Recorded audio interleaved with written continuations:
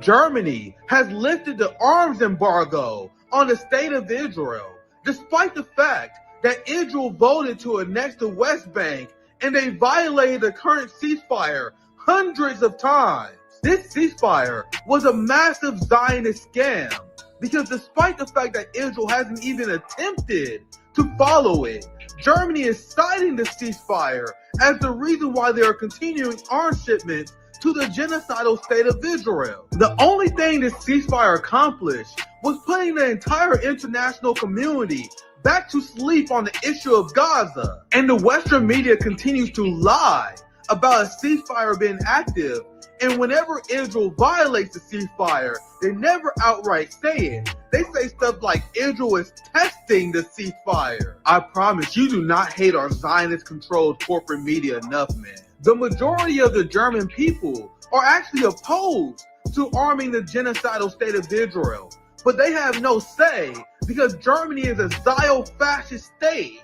Germany has no free speech, and you can be arrested for criticizing Germany's policies regarding the genocidal state of Israel. How does Germany supporting Israel and sending them weapons despite their massive war crimes benefit the working class of Germany? It doesn't. The ruling class in the West don't give a damn about their own citizens. The only thing they care about is serving their Zionist masters. Two more quick questions. If Democrats win the midterms, do you want to see Leader Jeffries become the Speaker of the House? Yes. Okay. That was a firm, quick answer. So you leave plenty of time for my final answer. Let me go back and give a little more. Look, look at this smiling asshole.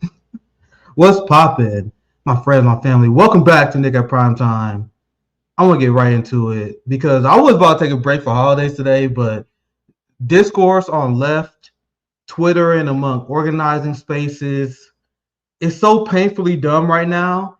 I have to set the record straight, at least publicly state my mindset on this, because you have the same DSA left, the same Bernie media industrial complex. I mean, the same exact people that was making excuses for AOC not voting for Nancy Pelosi, member forced to vote, the same people who gaslighted the left for years in the early days of AOC, explaining how AOC has a plan. You guys don't understand the agenda. Shut up and trust the plan. Never trust anyone who will straight up tell you to shut up and trust the plan. And that has been the agenda of the Bernie media industrial complex, the DSA electeds, and I would call it the progressive establishment, where they've been waging an offensive, trying to go after anyone who's criticizing Zohran Mamdani. When I called out that this man's going to sell out, now he's like the fastest, most aggressive, ladder-pulling sellout that we've seen since AOC, but he sold out faster than AOC. It took a few years for the forced to vote thing to happen. Zohran Mamdani aggressively came out in support of genocidal Zionist Hakeem Jeffries, and then a ton of left people. There are a lot of people on the left who fell for this duopoly nonsense. So I'm like, man, I thought you was better than that, man. Can't believe you fell for this shit again. But a lot of people who fell for it again, they realized immediately that they was a recipient of the Fell For It award, and now they are calling out Zohran Mamdani for openly selling out to the Zionist Democratic Party with no demands, nothing to show for it. And the explanations you've been hearing from people defending this has been completely incoherent. The same nonsense. Oh, we working backroom deals, man. Trust us. Fam, as I just covered in my hotspot videos, you have Israel that's still mass murdering Palestinians. The ceasefire was fake as fuck. Meanwhile, the ceasefire put an entire group of professional managerial class leftists to sleep. You guys realize that the genocide in Gaza is still continuing right now? Do you guys understand that the Israeli Knesset voted to annex the West Bank? And you're meeting and smiling with the genocidal monster responsible for butchering Palestinians. You endorsing a speaker who resisted calls for a ceasefire the entire Biden administration, who wants to see a maximum amount of Palestinians dead, someone who sold out his constituents in order to serve the Zionist regime in the middle of a genocide, and you guys are forming an alliance with these scumbags? The state of the United States left is at an all-time low. I've never been this low on the United States left because I had a aura of optimism coming into this year. I thought that many people who was done with the Democratic Party, many people who supported the Democratic Party, the people who apologizing for the squad, the people who used to vote for lesser two evils, I thought there was a large wave of people who was done with that nonsense after the genocide in Gaza. And apparently people are not. Apparently people are still okay with forming a red-brown alliance with genocidal Zionists and making excuses for those who do so. The same conspiracy theory that people like Sam Cedar, Emma Vigeland, and all these professional managerial class scumbags made to smear people like me and smear ordinary working class people who are willing to talk and work with their conservative neighbors. Whenever socialists and communists said that before, these people was quick to smear us as Red-Brown Alliance. They didn't want to support the Rage Against the War Machine protest because there was right-wingers there. Remember that? Remember how, we can't support the March for America for all Jimmy Dore is going to be there. Oh, we can't form an alliance with Jimmy Dore. The same people with Jimmy Dore derangement syndrome, the same people who cancel me for simply having a conversation with him, the same guy who shared our mutual aid is 100% okay organizing with genocidal Zionists and hiring them as their police commissioners. So don't you see the violent hypocrisy that the professional managerial class has, where it's okay for Bernie Sanders and progressive Democrats to make alliances with sellouts in the ruling class, but they will harshly criticize any ordinary leftists for having conversations or organizing with anyone who had different ideas than them? It's class war. This is the new Red-Brown Alliance. Everything they called up, everything they assumed and accused other people of doing, that's what they're doing now. These people don't want justice for Palestine. They just want to move on and continue to build careers with these Zionist psychopaths who butchered an entire generation of Palestinians. It is beyond disgusting that anyone would support Hakeem Jeffries, let alone endorse him as speaker, and then the entirety of the left gaslighting peace activists and pretending these some sort of 5e chess moves. I'm going to explain out why that makes no sense here very soon. But I'm going to show you guys Zohran Mamdani, because Zohran Mamdani went to the Access journalists of the Bernie Industrial Complex. The people who have MSNBC contracts, you see Emma Vigeland, you see Sam Cedar. MSNBC loves them. Remember what our friend Jody Brown said? Jody explained to us how the establishment loves speaking to these anti-intellectual social democrats. They will never platform anyone who's a threat to them, who read theory or history and actually have organizing principles and strategy. They want to highlight dumbasses like Emma Vigeland and Sam Cedar because they can run circles around them, because they love to present an anti-intellectual, deeply unserious left to their audience. That's why Zohran Mamdani is comfortable going on Majority Report. That's why AOC to this day is comfortable going on the Majority Report, because they know that she's not going to be asking any hard questions about how she enabled genocide. This is a safe space for this giant DSA scam. They are the DSA propaganda wing. And here they're going to do their job, which is to drag otherwise revolutionary young socialists to the right by hijacking our language, by engaging in entryism. So let's I'm going to react to this because Zohran Mamdani gives an incoherent answer on why he supports Hakeem Jeffries. One that is completely null of any political strategy whatsoever that has ever been shown to historically work. And Sam Cedar and Emma Vigeland is here to give him a platform uncritically because the majority report and the average progressive was calling this nonsense out. Zohran Mamdani was even losing people that was part of the Zohran coalition because of this. So this is damage control because many people are realizing that loud country boy on RBN who told you guys not to trust this Molly motherfucker was right from day one. So let's get right to it. Conversation around, the question of primary challenges, and much of this I would say is typically private within DSA, but everything I've said has been reported publicly, so I might as well just speak about it to you directly.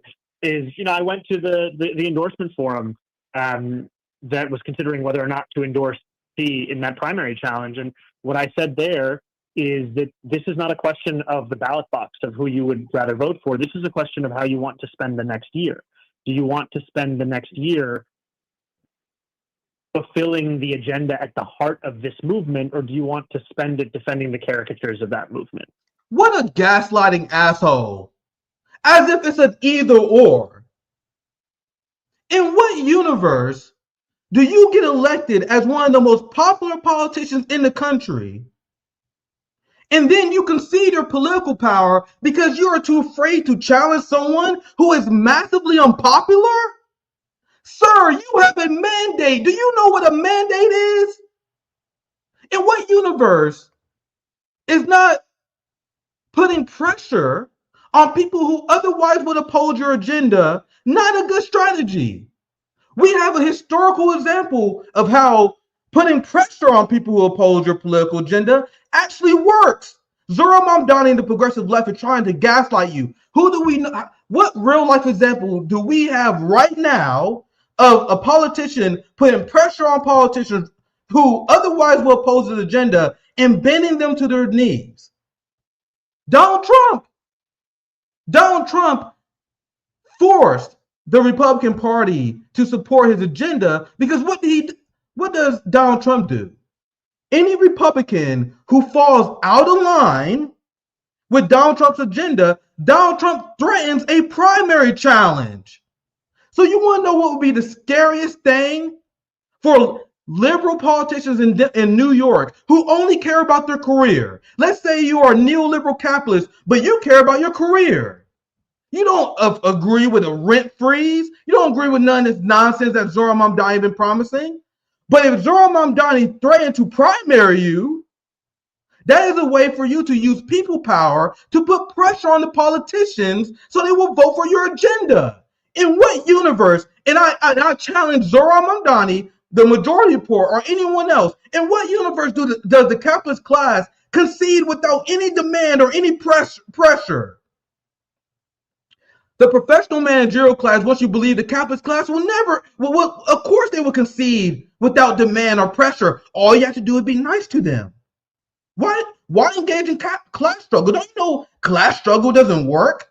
We're gonna ignore the class struggle victory that was won throughout China. Even the Marina Party directly rebukes your strategy. Claudia Sheinbaum didn't decrease poverty and implement social programs and job programs which deeply and profoundly impacted the Mexican working class by supporting the neoliberal alternative. No, they used the people power, the popularity of their movement, the popularity of AMLO to create a third-party option where they destroyed the neoliberals. And that is what the professional managerial class scum is designed to do, to completely erase all historical context, to not bring up strategies that worked before. They're here to lead the left off a cliff. What you're doing is bailing out a massively unpopular Hakeem Jeffries. Imagine the political earthquake if you have Zohran Mamdani, one of the most popular people in New York right now, waging primaries against corrupt centrist Democrats in order to implement his agenda. You have people who wouldn't even believe in the agenda that would fall in line. In what universe do these people live in? In this political climate that we're in right now, where you will fail by taking on the deeply unpopular Democratic establishment. In what universe? This is the argument we was making during Force the Vote. In what universe do you lose the political battle when you're advocating for single-payer health care against one of the most unpopular politicians in the modern era? Nancy Pelosi at any given time was like minus 15, minus 20. Look at Hakeem Jeffries. He's a massively unpopular bum who needs you to rehabilitate him. And you are more than happy to do that. So you telling me in the majority report people who still to this day believe that voting for Nancy Pelosi was a good strategy, even though he has nothing to point to it. To this day, they will never explain how it makes sense to punt the ball on the issue of single-payer health care when the majority of the American people supports it in the middle of a pandemic. You understand that the public sentiment will be heavily on your side, that the people will be on your side when you wage these fights, but they don't want these fights. They don't want the fight. They want to build a career in the Democratic Party. This strategy is incoherent. Completely incoherent. Like, Hakeem Jeffries is hated by the establishment. Hakeem Jeffries in the Democratic Party passed a referendum to condemn socialism right as you reached office, but you think he's going to concede without any demands, without any pressure? You're going to support him, and then he's going to support your agenda? Infuriatingly stupid. Imagine if Hakeem Jeffries ran against your agenda, voted down your agenda. Then you run ads explaining how Hakeem Jeffries and the establishment is blocking a rent freeze, something that you won 1 million votes in New York, a policy that is massively popular. And you tell me Hakeem Jeffries will win that political battle. Are you out of your mind? But it's not about winning the political battle. What did Zohran Mamdani tell you from the very first time he launched his campaign? He said his campaign is all about saving the Democratic Party. For all the people like, oh, I can't believe Zohran Mamdani would do this. He told you. He's not trying to fight Hakeem. He's not trying to replace the corporate Democrats with people who will pass their agenda. He wants to rehabilitate them. And it's insanity. Let's play it from the beginning because I went on a little rant there. It's just fucking. I'm so irritated these people are successfully misleading the working class the way they do. Because as I mentioned 1,000 times before, the reason why I cover these people is because they have way more influence than I do. These people had the influence of the left and the working class movement for decades. Nothing to show for. Look at the gray hairs on Sam Cedar Beard. Been doing this for decades, and we don't have no victory to show for it. You have no victory to show for it except an MSNBC contract. And they act holier than thou as if they have the secrets to success and winning victory for the working class. Nothing to show for it. Let's continue. The question of primary challenges, and much of this I would say is typically private within DSA, but everything I've said has been reported publicly, so I might as well just speak about it to you directly. I went to the. I forgot. Actually, I'm in the RBN stream here because before I get to the rest of this video, if you're on the RBN stream, make sure you check us out on our other platforms, X, Twitch, also my other personal YouTube channel. That should redirect you. Before I get back into it, I want to